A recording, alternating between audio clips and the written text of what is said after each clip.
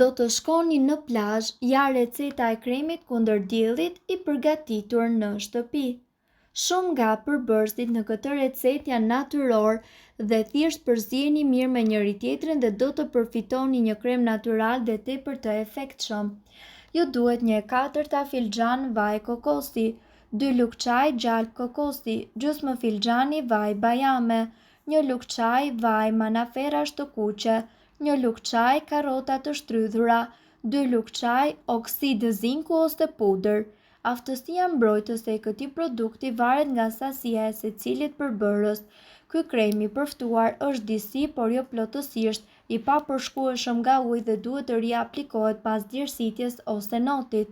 Kjo recetë ka filtra mbrojtës rreth 15, por duke shtuar më shumë oksidë zinku, filtrat mbrojtës do të rriten. Shtoni ekstrakt vanilje ose vaj livando për aromë. Mbajini në vende të freskëta ose në frigorifer.